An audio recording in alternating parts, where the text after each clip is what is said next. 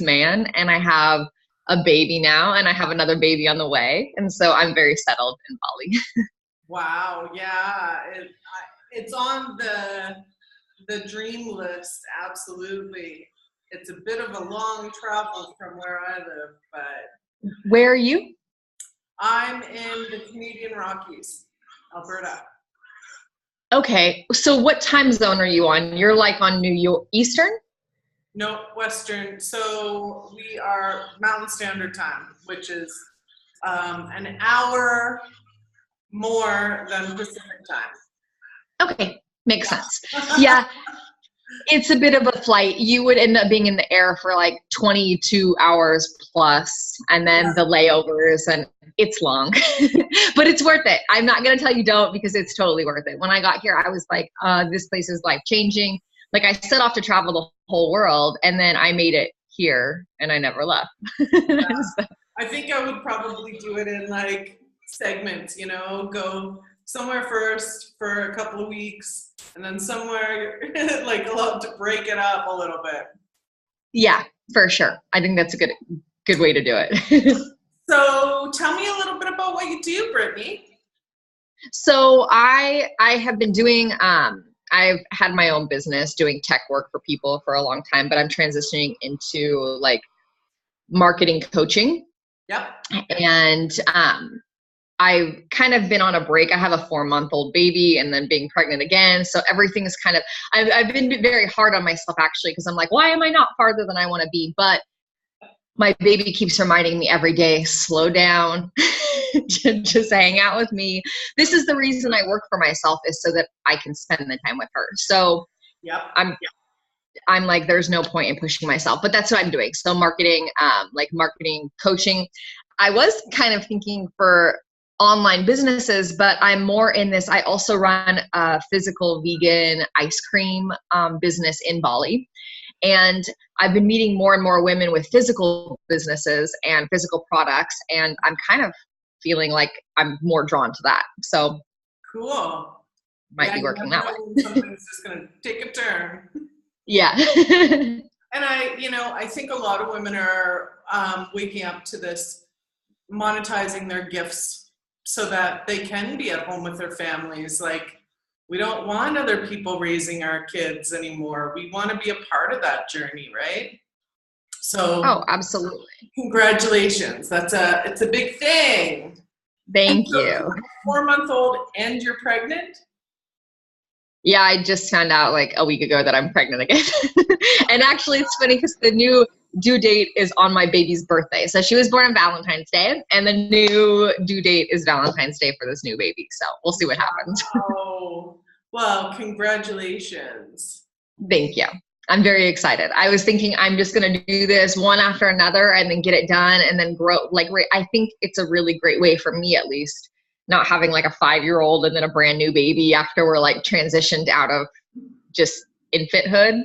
Yeah. So I know. I knew once my son turned 3, I was like, I always knew I only was going to have one, but in that moment I was like, there's no way I want to do baby again.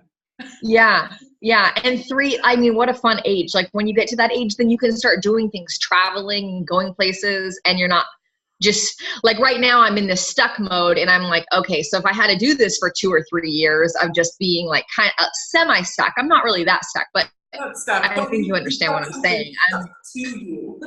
Yes. Yeah. I just sent her out of the house with her dad for the first time ever. And I'm like, oh my goodness, is she okay? Where is she? Like, I know that's the hardest, when the first moments away. Yeah. It's awesome to be here with me. I feel really, yes. Really I just want to make sure that it's okay with you if this gets shared online in any way, shape, or form. I'm probably mostly YouTube, Facebook, but okay. Who knows? It could be used as an audio in a podcast too. Okay. Yeah. Yeah, that's great. I don't know. I can't tell. Is the lighting okay in here? Are you? Oh, let me get that away. Are you okay with the lighting? It's kind of coming from strange places, but. No, it looks great. It looks like you have 2 angels on your shoulders. Oh, good. Okay. So tell me a little bit, I'll just kind of zoom right in there. Oh, and I always like to tell people that are on these calls, because they could be shared anywhere. If something comes up and it feels like it's a little too deep or it's a little too much, our safe word, it's easy to remember, is just pass. Okay. And Okay. then I Perfect. can go back and edit that piece out or whatever, so that, Okay. because yeah, you don't want to feel too vulnerable out there in any Yeah. way. And stuff Okay. can come up out of anywhere. Yeah. I know. I just did a really deep energy DNA healing like 2 days ago, and I'm still reeling from this. And I'm like, whoa, like, yeah. So Is this one of like the 12 strand activations, or? no, it was with, actually, she's my client. She's been my client, and her and I are trading some work, and she was dealing with highly sensitive parents, and now she's doing more just highly sensitive people. Yep. And it was really, really intense. Like, I've actually never experienced anything like that before. And I was fine right after it, but yesterday I woke up like a slug. Like, I could hardly even move out of bed. And I was like, whoa, that must have been very, very deep. And my baby was feeling it, and it was a little bit crazy, and things came up out of it that I was like, oh, whoa, never in my life have I even ever thought of that thought that you just like, I just had. And it was really crazy. Yeah. And a lot of this stuff is coming up to the surface right now for all of us. So Yeah. everybody's sharing in a different way to help us, release some of this old shit that no longer serves us, right? Yeah. It's great. It's really, really great. And I think this call, it's really funny. This call with you came at, I've been doing a lot of just money work, because that's like my main block. Like, that's what's blocking me right now from having this like crazy amount of abundance and everything in my life. And so I've been doing a lot of it, and it's just interesting when this call came. I was like waiting for it. I didn't even remember when I scheduled it, and it's here, and I'm like, oh, this is perfect timing. So I'm really looking forward to it. Yeah. Awesome. So tell me a little bit about what it was like for you growing up. Let's start there. So with money, or with just everything? Yeah, just kind of paint me a picture of how many kids, mom and dad, how they felt. Did they stay together? Was there, Okay. was there emotional abuse or verbal abuse in any way? That kind of stuff. Okay. So I was born to my birth mom, and then she had 2 more children, and then she put us up for adoption. I got adopted when I was 6 years old. And it came out the other day, and I realized I don't have any negative memories of my mom before I was adopted. So this was exciting for me when this came out, but I don't have any negative memories of her.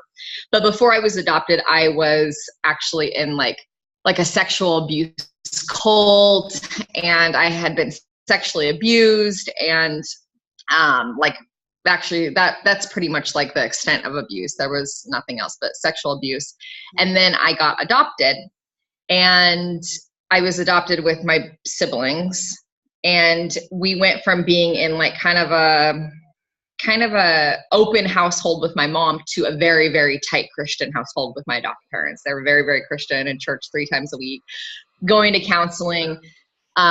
They were really big. Like, my adopted mom has some mental health issues, and she was really big on like diagnosing us my whole life. And so I kind of my whole life had diagnoses like, oh, you have attachment disorder, or there was one point like, oh, you have multiple personalities, like always wanting to medicate us. I remember getting put on Prozac when I was like 12. And so my household was a little bit rough. I was the one who mainly felt the roughness in it. My siblings, like, they seemed to be fine from that household. But all I wanted, I remember being 6, being like, I got to get away from these people. I have to get out of here. And when I was 16, I actually left my house, and I never went back. I ended up in foster care again because I couldn't get emancipated. So I was in foster care until I was 18. And then I was like, later to everyone. And I went to California, and I went to Texas. I started traveling, and I spent about 11 years not really having a home, like anywhere where I felt like I was home. Yeah. This is the first time in my life I actually feel like I'm home. Like I feel like I was brought to Bali and I'm home and I have a family. But my growing up life was a little bit rough. Money was really rough. Everything was secondhand. So there was we were told our whole, like, I was always told I had to take care of everything. Like my parents were very big. I will not buy you a car. I will not pay for your college. I will not do that. Like if you want something, you will pay for it. And I never really found, actually most of that stuff I didn't even really want. And so I wasn't working hard to get things because physical things didn't really, I was like, I don't really care about having a car. I don't really care about going to college. I don't really care about this. And my memory is all I really wanted was like a real relationship with my birth mother. And when I finally found her and was able to have that relationship, she was like she's now like strung out on drugs and she has it was a big, big disappointment. And then I met my birth father and that was even a bigger disappointment. And so I kind of was just like, oh. Yeah. But I'm at this point now where I actually feel very healed from all of that. So I feel very blessed, actually. Whew. Yeah. That's a lot in a childhood, you know? Yeah. So I think it's always good to start something like this that has that much in the child. Like I can feel that in first, as you were talking, I can feel it in my heart. But now I can feel it like in my solar plexus, and it's intense, right? Yeah. So it's always good to acknowledge that inner child as we're moving through this, because she's still part of you. Yeah. Right? And all of that stuff, even though it's been healed and you've worked on it and you've moved through it, it really does sort of, it's like the building blocks of who we are, and there's big gifts in them as well as there's the things to work through, right? Yeah. But you remind me so much of another client that I have. It's almost the exact story. It's kind of crazy. And I remember when she first told me about like the sexual abuse and sort of the cult stuff going on for her, it was a whole new place for me to go with somebody, because I've worked with sexual abuse before, but I've never worked with that. It's kind of more like a spiritual abuse, right? Yeah. Yeah. And so that plays, like, that's your spirit, that's your soul. So we're working at a different level, but it also makes you, very highly sensitive. You're obviously, having gone through that, you can't go through that without having all of those senses intensified. So you've probably, even though you're, into the marketing and that sort of like the left brain stuff, you're probably really drawn to just getting really deep with people, because soul level, spiritual stuff, soul connection is very important for you. Yeah. You have that with your husband?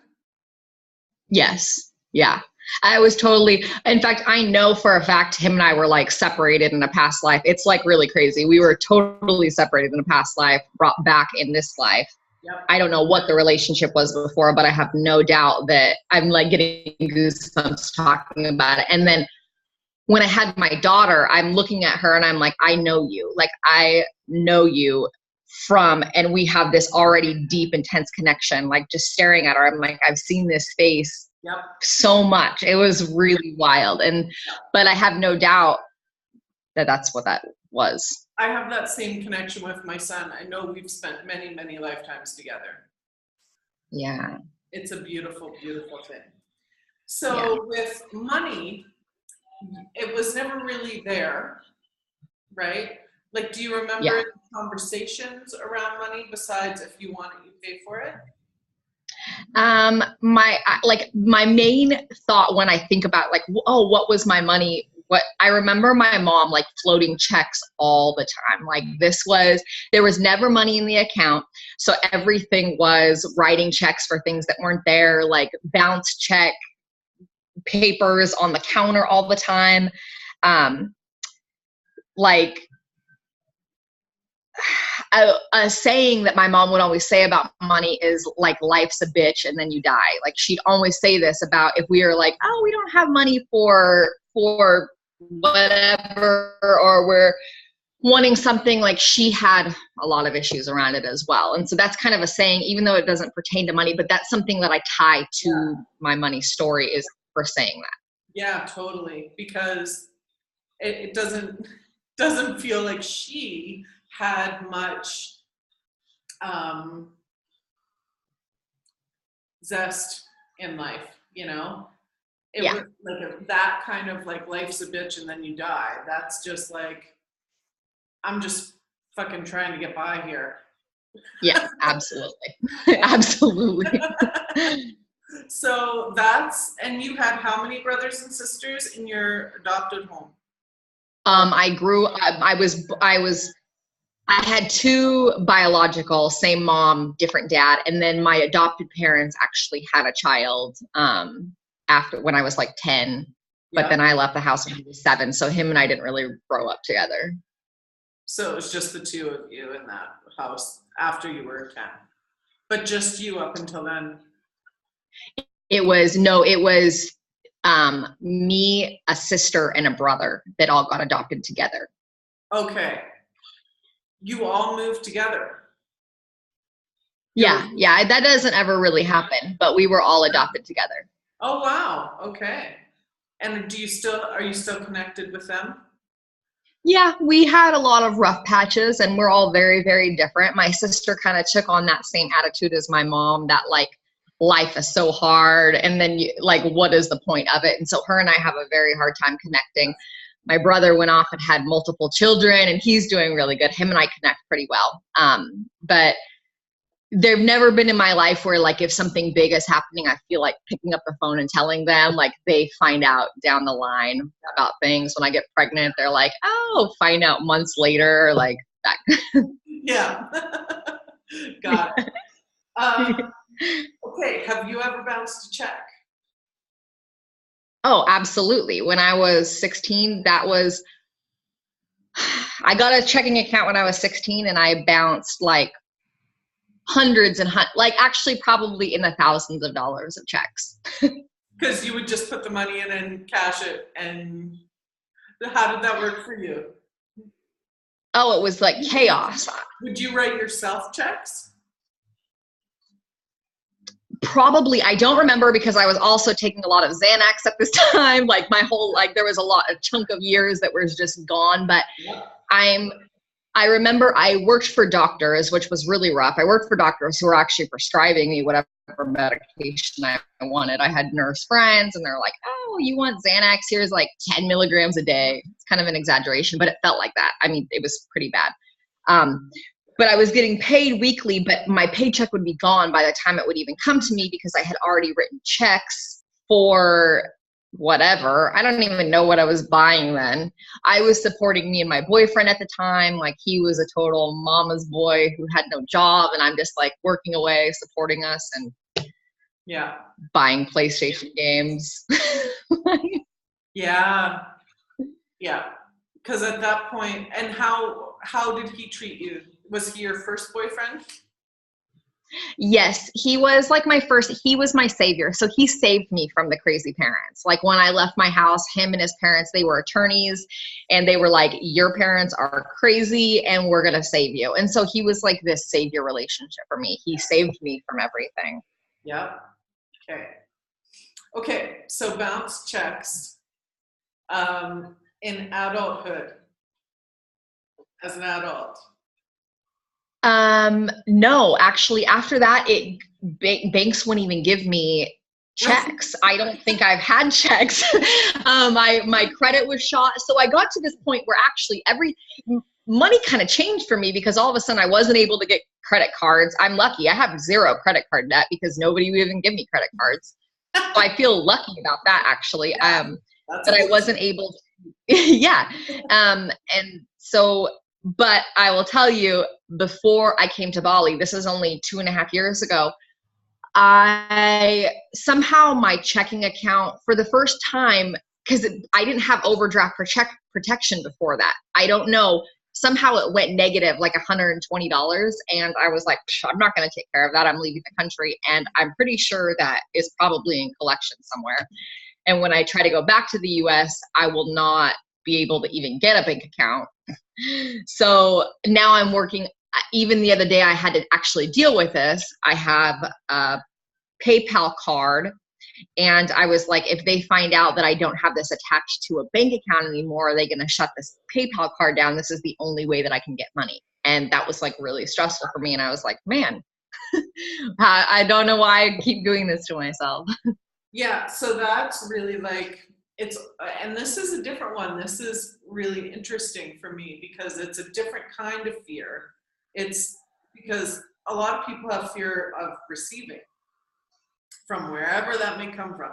But it's almost like you've, in this physical world, built up structures that have you be in fear about receiving it or spending it, perhaps. But it's like, oh my god, oh my god, that's a find out.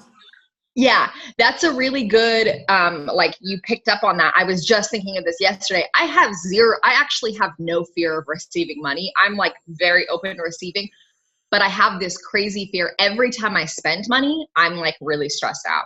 I had a big birthday dinner. I mean, I'm in Bali. Things are really cheap. We spent like $35 on dinner, and I woke up anxious about it for like 2 days after, even though I know more money is coming in. But it's like this spending of money stresses me out. Like, yeah. Because it feels like it's almost like, because it's not like they're going to judge. It's like they're going to catch you. Yeah. Like it's that kind of fear, like one of those, like the old kinds of fears where like you would run from a bear, like the real fear. Yeah. Because we all have these fears that go on for a long time these days, but that feels like when it comes on, it's almost like an anxiety attack, because it's like, it's almost like you're running from something, like a bear. Yeah. Except there's really nothing there except how it was in the past. And you know, as we know, it's like the past starts to create our future.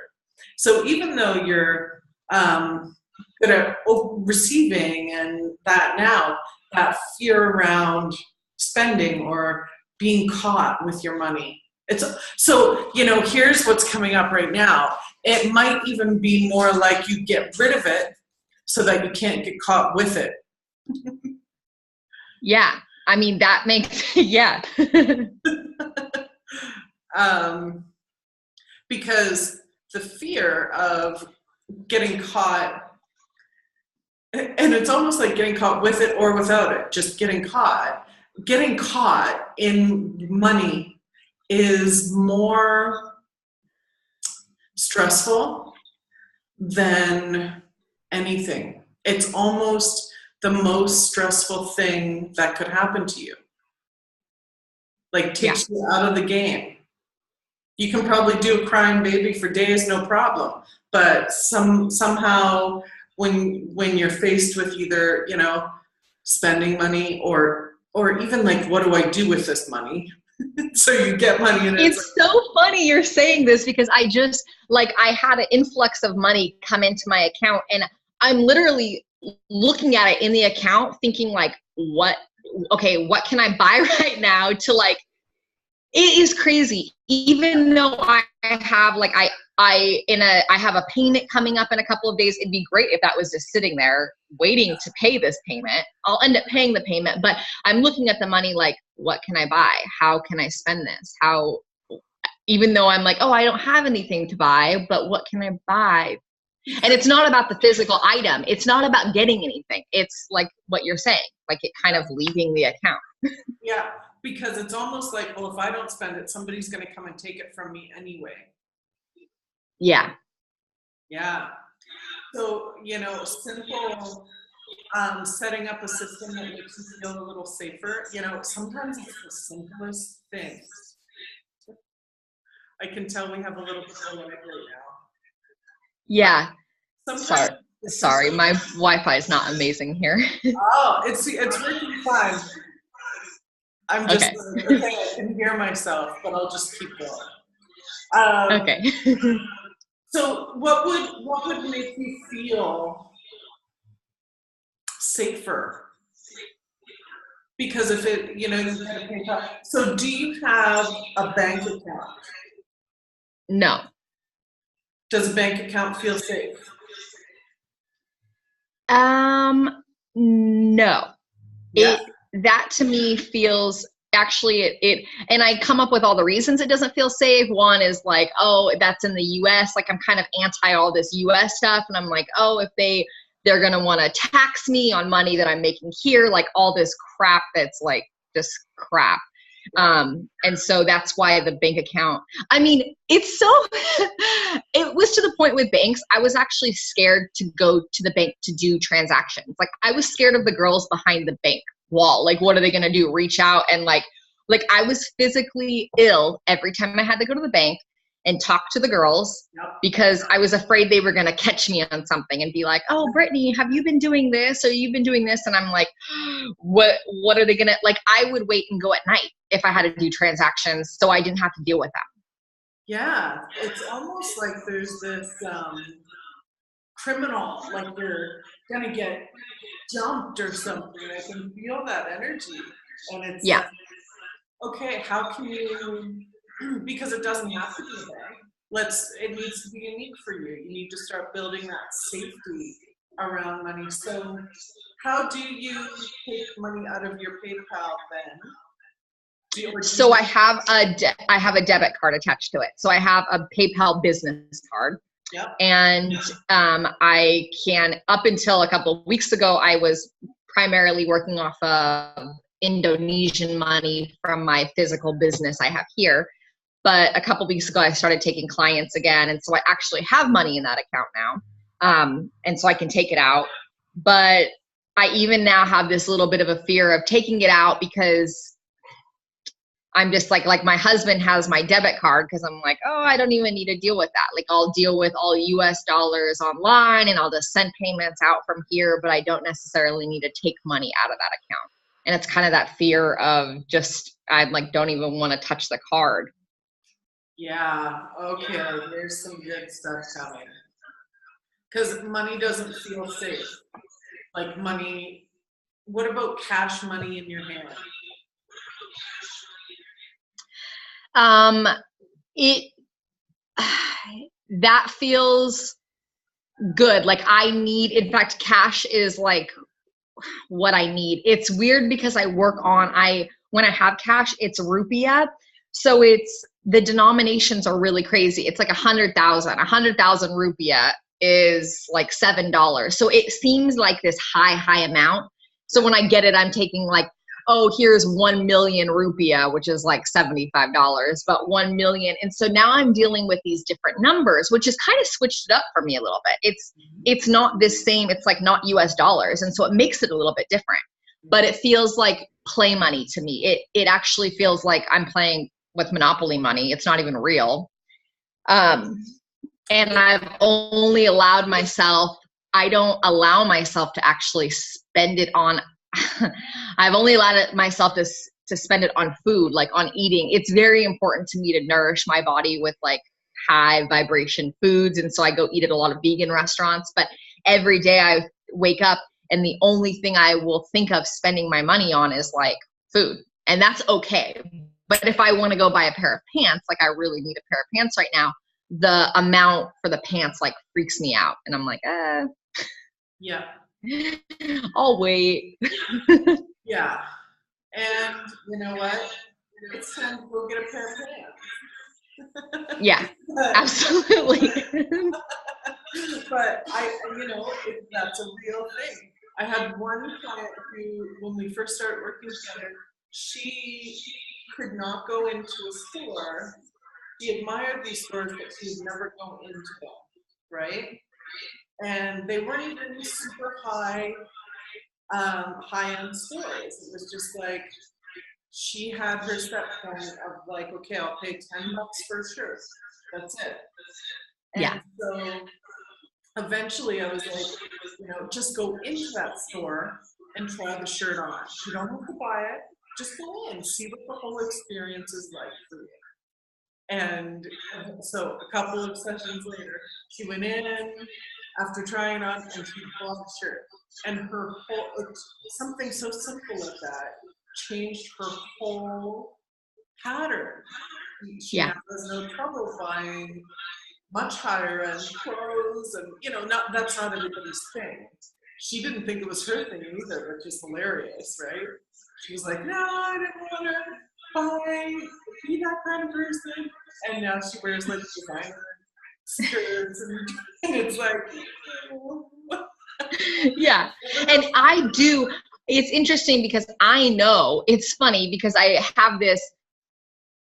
I'm writing on this thing like when it happens. So I'm like, oh, I already know that my life will be different when I'm dressing and I feel good, because just as much as like eating makes me feel good, also wearing nice clothes when I'm out in public makes me feel good as well. And so I know that it's there and I'm like, I want that, but I'm scared of spending the money for it. I'm scared of like actually just doing it. Yeah. Where does that feel like it gets stuck in your body? If you can like close your eyes and tune into your body, okay, you're thinking you use this pair of pants, right? Let's say they're $1 million. Yeah. Which I don't know. I don't know what they would cost there. You know what I'm saying? Like $75. Yeah. Okay. Where does that sit inside of you? So like in my stomach, in my lower, it's like where you feel anxiety, like in my lower stomach.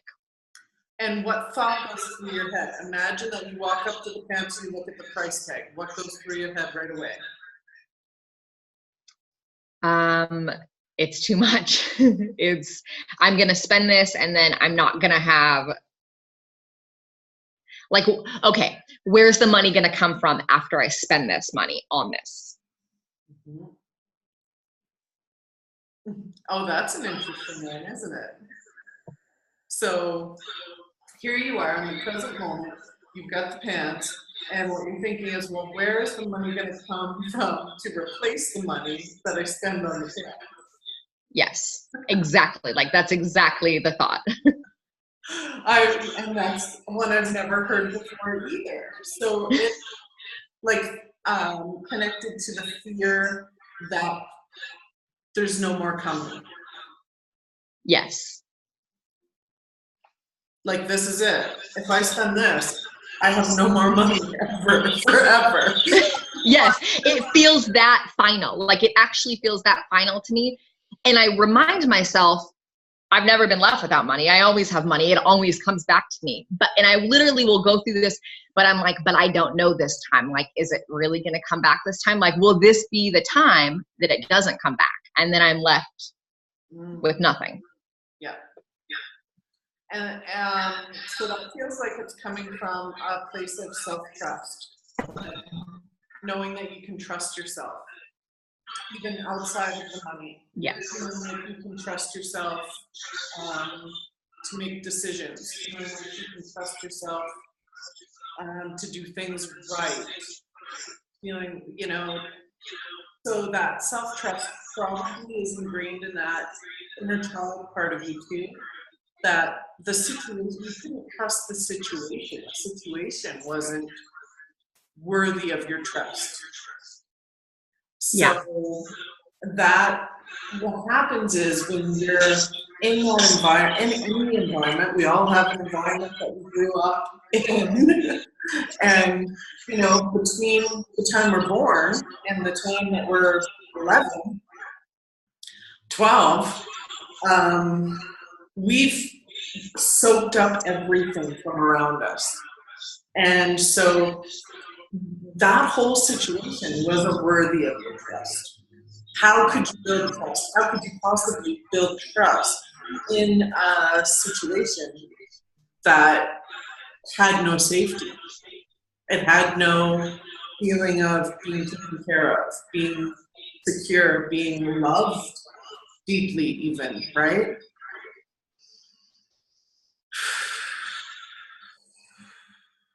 And it's interesting because when you said the trust thing, I'm like, whoa, whoa, whoa, because that's the number one thing I heard my parents saying. We don't trust our kids. Like they would tell other people, they're like, I mean, when we were only like 11, 12, 13, not even at this like age of driving, like that's the number one thing. They're like, our kids won't be driving. They won't be getting driver's license when they're 16 because we don't trust them.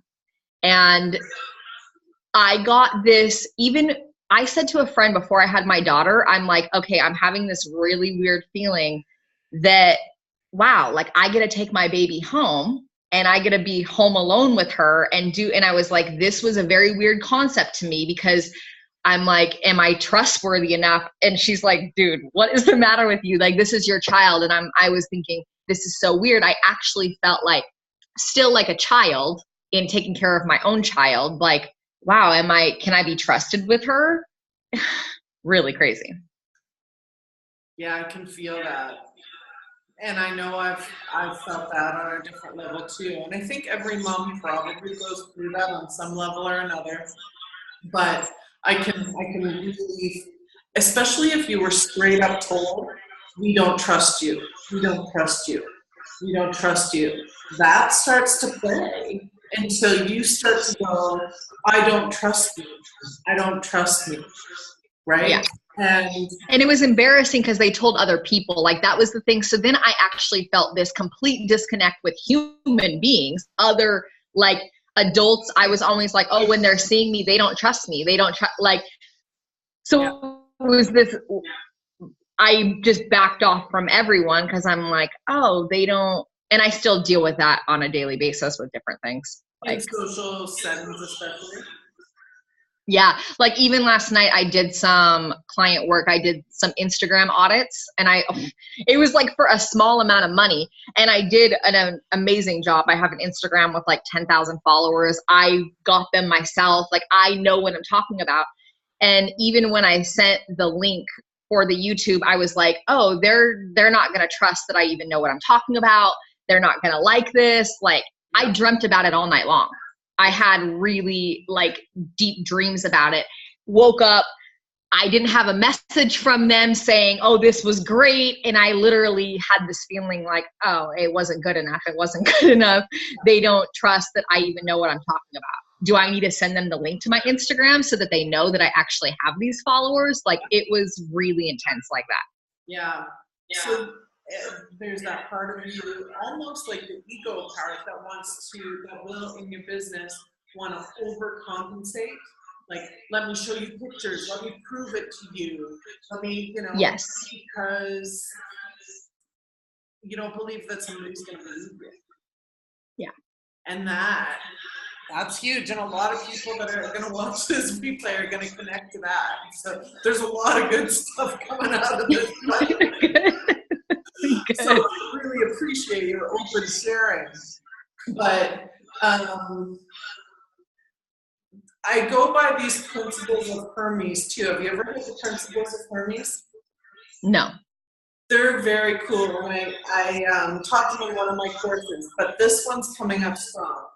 It's as above, so below. As below, so above. Have you ever heard this? No. So what that basically means is when there's anything, when there's joy everywhere in your life. When there's lack of trust, it's everywhere in your life. It's nothing is just on a physical. It's not on the physical plane. It can't be on the physical plane without being on the spiritual plane. It can't be on the spiritual plane without being on the emotional plane.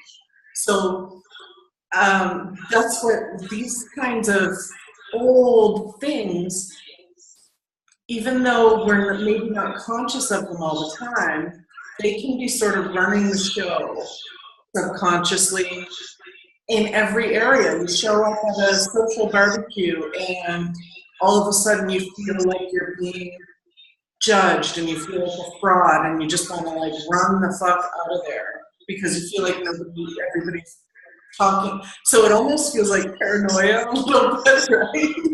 Yeah, absolutely. Absolutely. And that feels like it's heightened by money whenever money is involved. So setting up a safe system that feels good to you around money, let's come back to that. Because, you know, it might be the bank down the road. I would love to see it work so that you could feel that level of trust going into a bank, even making a bank appointment with one of the bank managers and walking in there like a boss. I would love to, you know, hear that happened for you and you rocked it. And who, you know what, I've had people completely break down to their bank, you know, like their bank managers, because it takes a lot. Some people have a lot of fear around it. And I say, you know, just make the appointment. They do. And they're like, oh my God, I just bawled my eyes out for the first 10 minutes because it took that much. It can be a huge step, even if they're just talking about opening a checking account, right? But for now, because that cash feels safe. And so it's almost like the balling money. What do you call it? Is it Rupia. Rupia. It feels like fake money. So it feels like you can just kind of play with it, but you don't really take it seriously. There's this like elusiveness about it almost. Absolutely. Which is great in a way, because that's how we want money to feel. What a brilliant way to start feeling good around money. Yeah. But at some point, you want to bring it into a place where it starts to feel rooted. Like it feels like, not like you've got control over it, but like you can work with it. Like you can have a relationship with it. And you can save it and grow accounts if you want. Or you can go and buy your $1 million pants if you want. And feel like it's a conscious choice and not just kind of a floofy Monopoly money feeling. Yeah. So what about if you had, I don't know, the vision of like a safe is coming into the conversation, or some place where you could keep money, where you could go in every once in a while and actually physically handle it. Yeah, like like a safe, actually that's what we have in Bali, is safes to hold money, because you have people coming in and out. Like there's no private space here. Like if you're staying in somebody's villa, like they have cleaners coming in and out, and so safes with money. And when you said that, I'm like, you know, when I've had that before, it's been a small amount, but when I've had that, I've felt very secure. I felt like, oh, there's money over here, and I felt very like safe with that. Yeah. So that might be something, just an interesting way to start, right? Even if it's taking a little bit out of that account, putting it in the safe, just so that you're creating a bond with it, like a relationship with it that's a little bit different. What else came up here? What are Balinese banks like? They're just like regular banks. I feel comfortable going into a bank here. It might be the language barrier. It might be the other things that I can think of, but I'm like, the people here, I'm not intimidated by. Let's just say that. I'm not intimidated by a Balinese person at all. And so when I go into a bank here, it actually is like very easy. It doesn't stress me out at all. And so, and I have all the right visas now that I could have an account here. Before I didn't have that. And so now I have the right visas. I'm married. And so having a bank account here is very easy for me to do. I could actually go down today and easily get one. Cool. I would love to hear how that goes. Yeah. Yeah. And, you know, it's almost too, this piece comes up like, well, because they don't know. In the US, you feel like everybody knows everything about you. Yeah. But in Bali, you feel like you can be a new person. There's like a new beginnings. You can just recreate yourself. I made sure when I first got here that they don't, I'm like, oh, if I'm going to get a bank account, are they going to go back and look at like my history with bank accounts?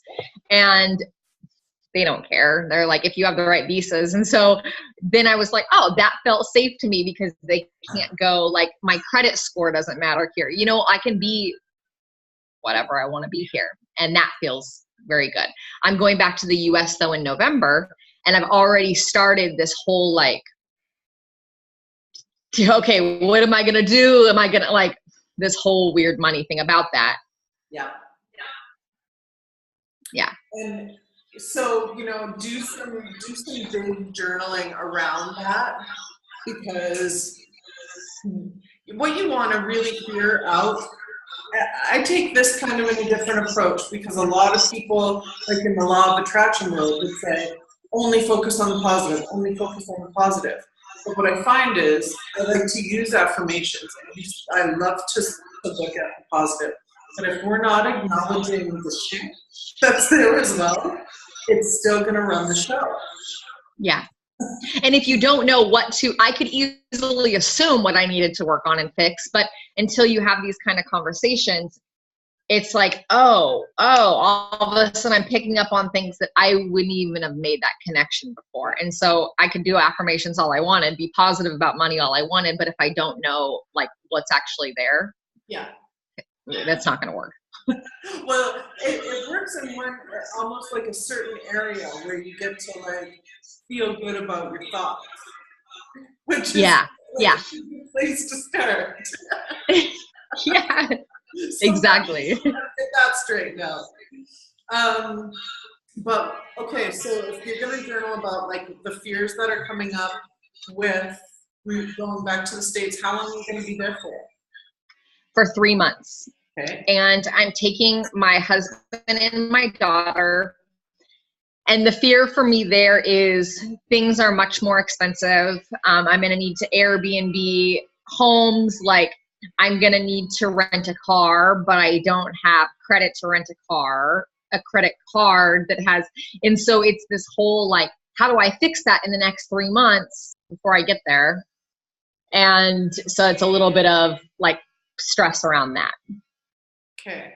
So there's like, where will you stay and how will you pay for it? Yeah. And what will you drive and how will you pay for it?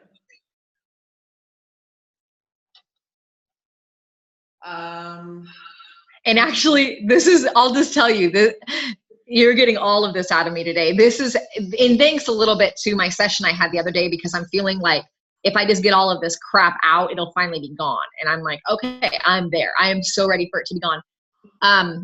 I don't even have a driver's license in the US, because driver's license, like anything that had to be licensed or went along the same lines of like bank accounts, any going into a place dealing with somebody about something that I fucked up, like getting tickets, like I just didn't take care of them. I'm like, oh, nope. Like, I'm not going to walk into the DMV and have somebody tell me like, oh, this is what you need.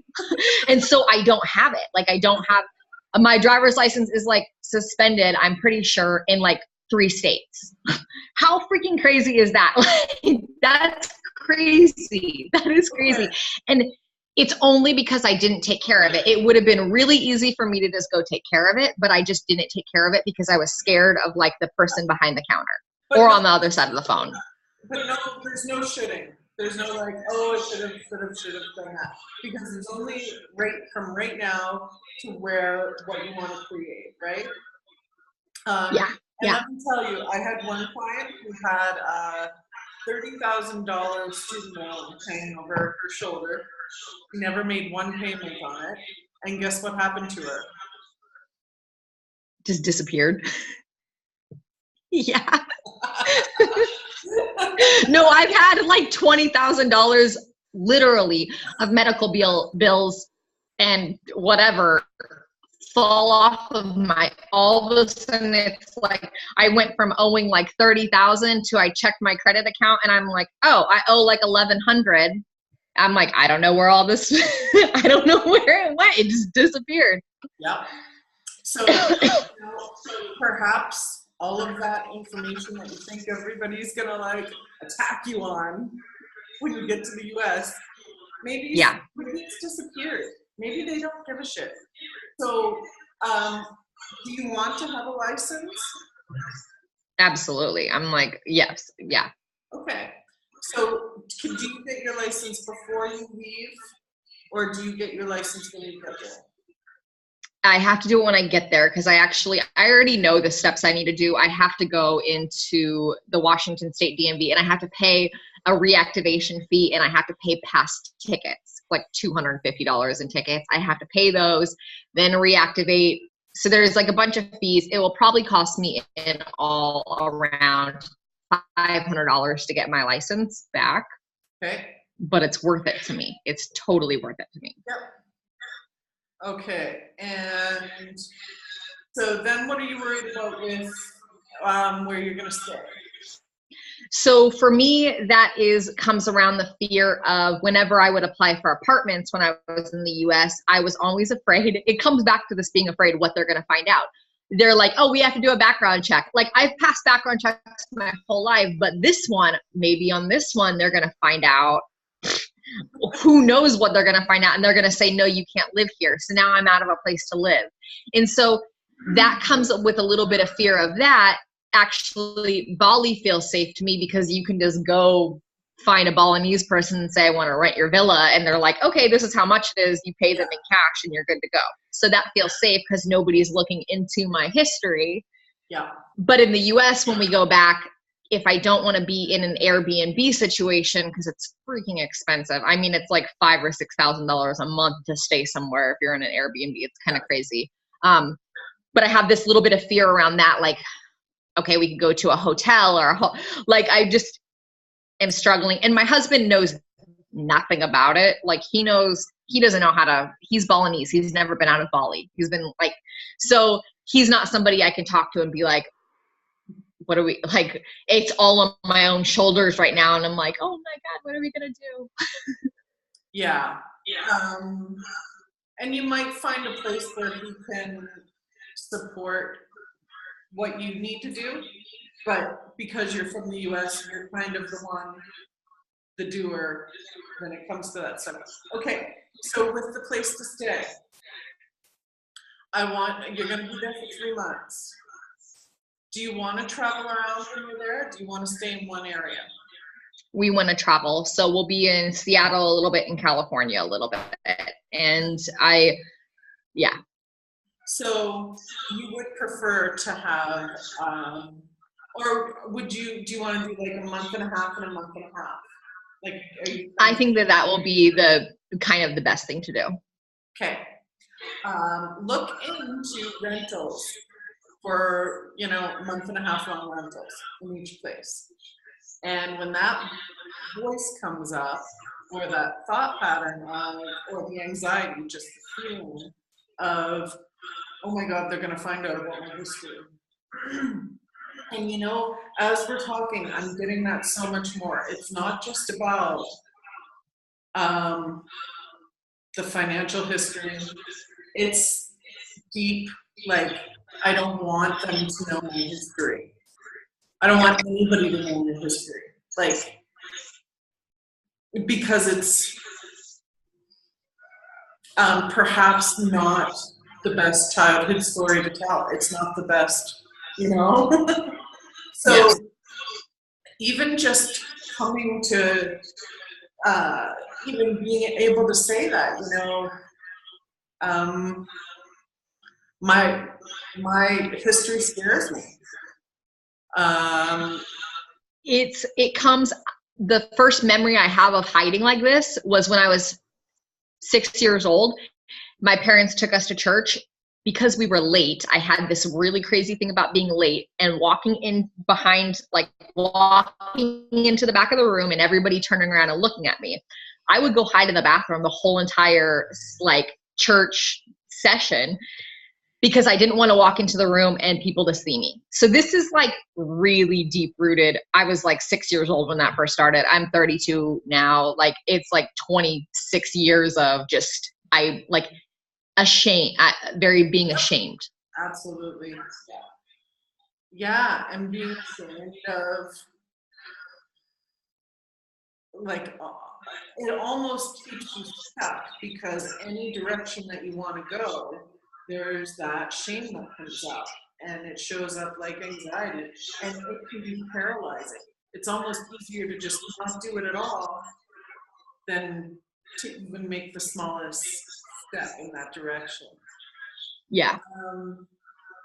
So sitting with your inner child, have you done inner child work at all?